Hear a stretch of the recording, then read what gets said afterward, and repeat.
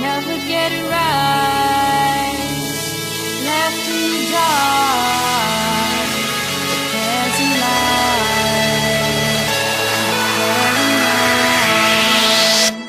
Oh, oh, oh, you're the one.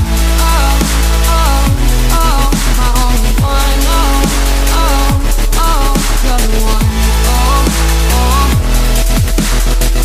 oh, oh, oh, you're the one. Olá, tudo bem? Estamos aqui com ele, o Gustavo D'Artagnan, para fazer algumas perguntas para saber o que ele acha sobre os assuntos no que concerne a musculação. Então, Gustavo, quanto tempo é preciso para ter resultados na musculação? Quanto tempo o iniciante demora para ter resultados? O resultado ele vai depender muito de cada tipo de pessoa. O princípio da individualidade ele é tomado assim como o principal. Nos primeiros 3 meses de musculação, o iniciante ele tem uma adaptação neuromuscular. Então, às vezes, ele olhando no espelho, ele não consegue ver tanta diferença no corpo mesmo, na morfologia, no muscular. Porém, Consegue ver hipertrofia? não consegue ver esse aumento às vezes que ele esteja procurando assim. Então ele tem uma adaptação muito grande, mas em questão neuromuscular. Então ele tem essa adaptação mais certa. Ele tem a capacidade de executar mais unidades motoras. Com esse treino. Então assim, às vezes o início, o cara até meio que desanima mais assim por não ver tanto resultado no corpo. Mas o interno dele está bem adaptado. Então assim, agora a questão morfológica, aí vai depender mais ainda. E a adaptação neural é certa que ela vai acontecer. Aí entra o princípio da individualidade, o princípio da continuidade. Às vezes ele tem um esporte que ele faz fora da academia, às vezes a alimentação dele vai influenciar bastante, depende do tipo de corpo que esse aluno tem também. Né? Isso aí vai dependendo muito Depende de cada um. de cada um. Nos dias de hoje, os jovens acabam buscando caminhos não naturais e caminhos também não saudáveis, que são os esteroides anabólicos. O que você tem a dizer sobre esse assunto? O que você tem a dizer sobre os esteroides? Bom, O que eles são, como funcionam? esteroides anabólicos são sintéticos derivados de testosterona. Faz bem, não faz? Isso tudo ministrado com cuidado, às vezes pelo médico. Ele não foi criado para questão de imagem. Ele foi criado realmente por questão médica, patológica. Então assim, hoje em dia ele é usado dessa maneira, o pessoal gosta. Mas assim, tem que procurar uma indicação legal de fazer. É perigoso. Isso aí pode gerar e gera problemas posteriores. Mas assim, atleta usa. Tem cuidado, tem um acompanhamento legal? Tem um acompanhamento legal. Estão morrendo mais cedo, não estão morrendo mais cedo, isso aí vai depender muito da quantidade, da qualidade desse anabólico que eles estão tomando aí. Mas não é um meio legal. Então a gente já pode pensar que não sendo um meio legal, é um meio arriscado de conseguir seus objetivos. Em relação ao idoso, A musculação, ela é um esporte do futuro. Se tratando ela bem, então tendo ali em mãos ali a questão de força, de peso, só tende a melhorar. A questão de idoso, entra um processo que chama sarcopenia, que é um processo de perda de massa magra. Começa aos 25 anos ali e acentua muito na questão dos 65 ali. A musculação ela não vai gerar tanta músculo para o idoso, mas em compensação vai fazer com que ele não perca tanto se ele não estivesse fazendo. Então, tendo um acompanhamento legal de um profissional entendido da terceira idade, o profissional só deve ter cuidado ao selecionar exercícios que não agravem o quadro ao qual ele apresenta uma patologia. Por exemplo, se ele tiver hernia de disco, então você não vai prescrever um exercício que agrave aquela patologia. Então esse é o dever do profissional. é por isso que o profissional é da academia. Gustavo, no que condiz a faixa etária, eu queria saber se a musculação ela atrapalha o crescimento da criança e do adolescente. E E se não atrapalha, se ela não atrapalha o crescimento, quais são os benefícios da musculação para a criança e para o adolescente? Bom, o treinamento de força, o exigido demais da criança e do adolescente pode atrapalhar. Eu desconheço algum estudo que é 100% condizente com essa afirmação que realmente atrapalha. O que é bom na musculação para a criança e para o adolescente é que quanto mais estímulos a criança e o adolescente tiver, vai ser melhor a vida deles. Então, tanto com questão de musculação, quanto com questão de uma brincadeira na praça, de um futebol, de uma dança, de qualquer outro esporte. Então, a musculação ela pode ser recreativa. Então, a gente pode chegar em lugares onde o futebol, onde o basquete, onde o vôlei não chega. Então, assim, é melhor. Quanto melhor o estímulo para a criança, melhor quando ela vai se tornar um adulto melhor. Gustavo, existe memória muscular? Existe sim. Não existe quando o cara é um iniciante. A partir do momento que ele iniciou a atividade, parou, voltou, ele tem uma adaptação muito mais rápida do que se ele realmente fosse o iniciante que ele era antes. Gustavo, no que diz a respeito ao emagrecimento, musculação, ela emagrece mais do que o exercício aeróbico? Não.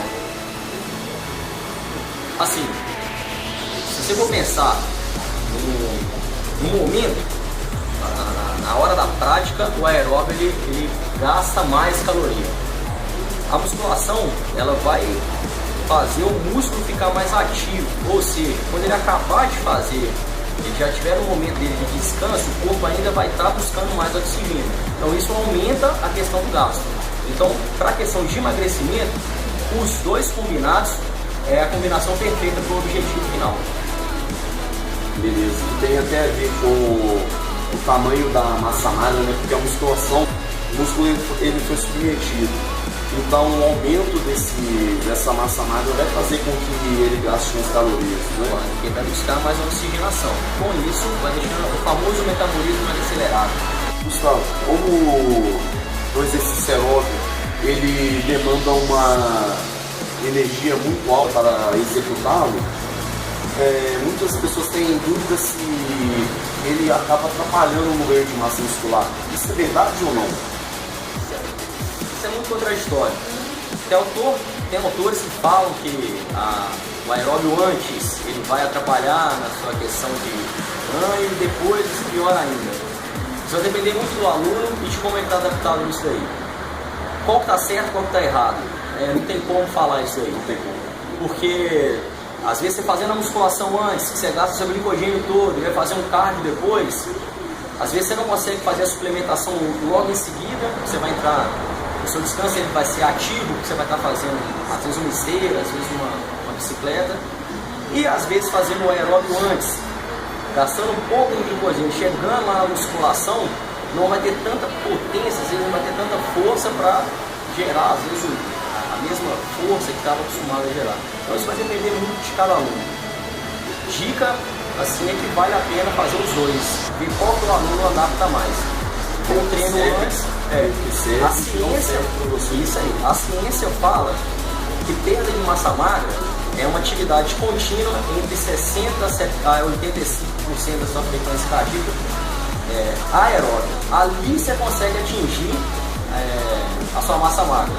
Mas isso é contínuo ali. Depende muito de questão de estresse, depende muito de questão de alimentação. Então, assim, é muito variável. Muito variável isso, né?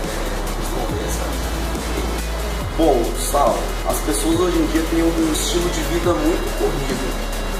Mesmo tendo esse estilo de vida corrido, você acha que é possível desenvolver um físico bacana diante desse quadro? Super possível, super possível.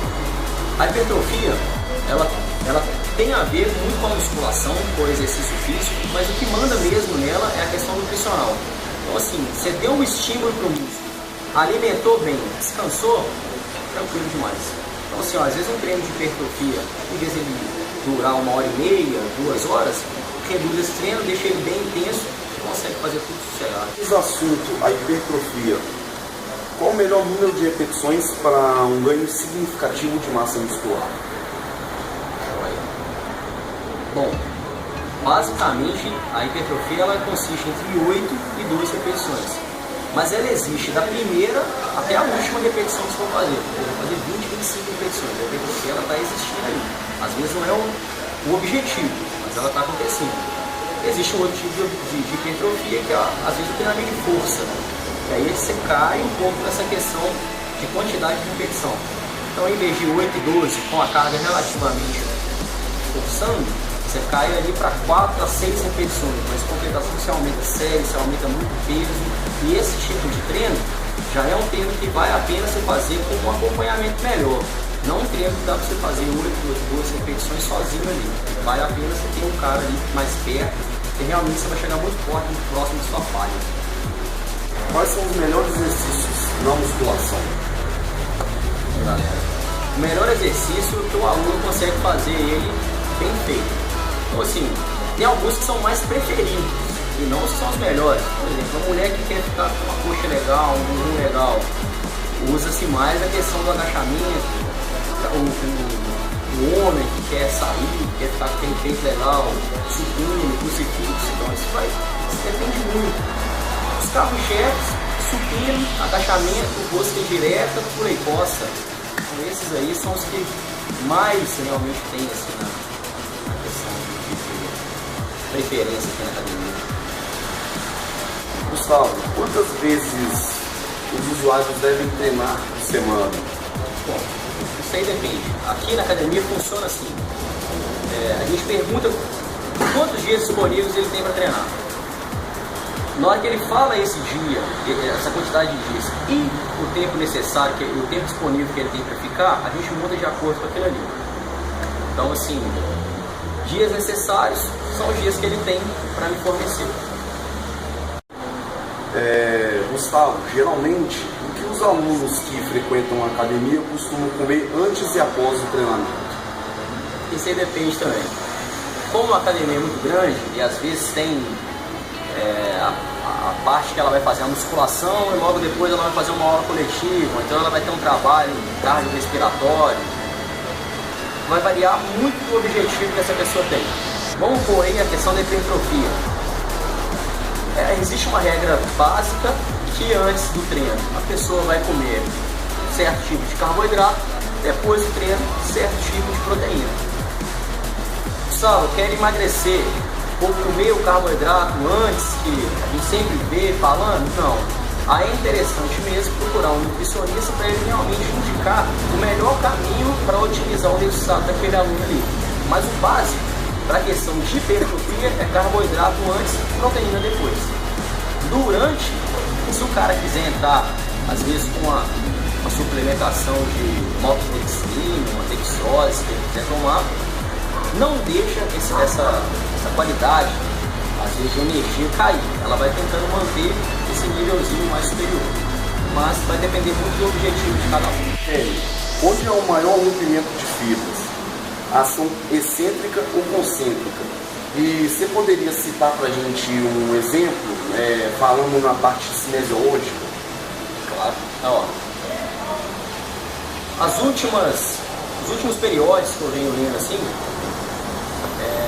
indicaram que realmente a fase que mais tem essa questão de rompimento de fibra, de microlesões, era a fase excêntrica. Então isso aí já é senso comum de todo mundo saber. Mas a fase concêntrica também gera uma microlesão. Então assim, qual fase que é a melhor para ter a microlesão? Quando você faz as duas. Então, por exemplo, às vezes num treino de hipertrofia que a gente está com um aluno, está com o cliente ali, faz a fase concêntrica e deixa ele exigir o máximo da fase excêntrica, às vezes é melhor ele ter ambas. Tanto a força de subir, às vezes com o personal dando um levinho para ele ali e ele exigindo realmente da fase excêntrica, do que só na fase excêntrica. Então, quando as duas estão conjugadas, é que ele vai ter realmente um nível legal de rompimento de fibra.